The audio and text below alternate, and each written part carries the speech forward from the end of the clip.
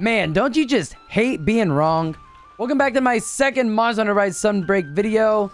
And I want to start off by saying thank you so much for the feedback in my last video. I got a couple of things wrong and that's what we're here to correct today. But the way the feedback was given to me, it was so sincere and kind, you guys. I could tell you actually wanted me to understand the weapon better.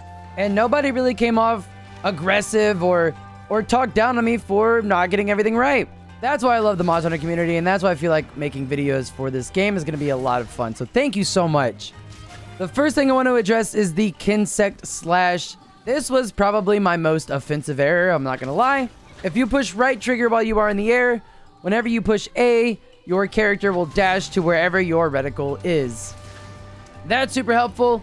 And I also messed up where I said you could only get 2 essence. This was a side effect of most of my testing coming from the Carnage Beetle. But thanks to you guys, I have been made aware of a new beetle, and I am using it for this Kinsect Slash. It's called the Faux Beetle.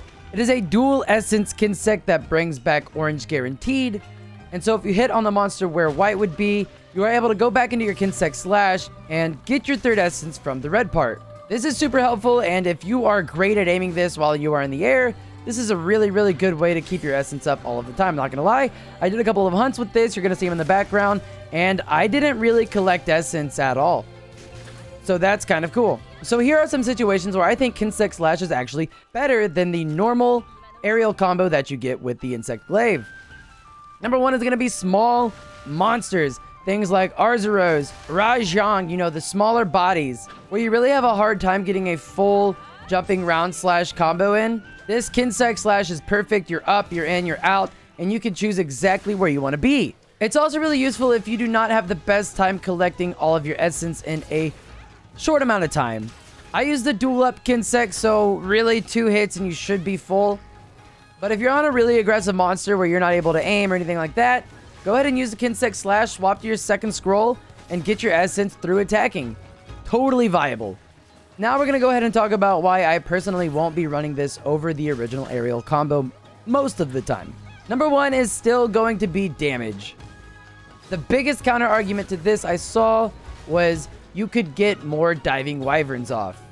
That is true. However, for elemental or status insect glaives such as this boomstick, it seems like you are getting more procs throughout the hunt with the jumping advancing slash. Now, I haven't sat down and actually counted, but I just tend to notice more blast with the original combo. If you are running pure raw, the DPS potential with the Kinsect Slash might be actually higher. That's something I would be interested in testing.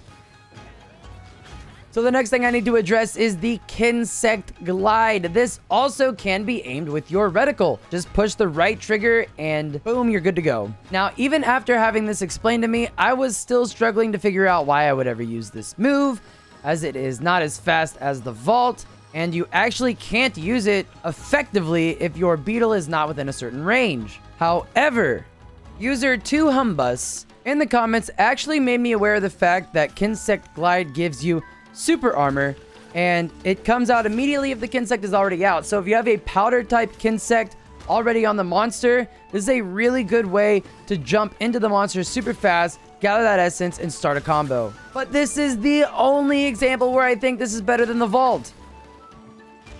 If you are not utilizing your powder Kinsect to its fullest potential at all times, and you're just kind of playing some normal glaive, I do not see why you would want to run Kinsect Glide. It was also pointed out to me that this can collect an essence, and that is true. You are increasing the cost of that essence collection. You are spending a wire bug for a jelly. Not really worth it whenever you can just send a beetle out and pull it back in super fast and get filled up that way for free. But contrary to my original video, there are niche scenarios where I could see myself using both of these moves, whereas prior I didn't see myself using them at all. So thank you guys so very much for letting me know about this.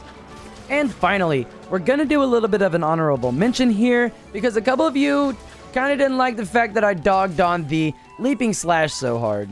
The first thing that I believe is the most important thing when it comes to Monster Hunter is it's gotta feel good to you. If you like the leaping slash, that is great.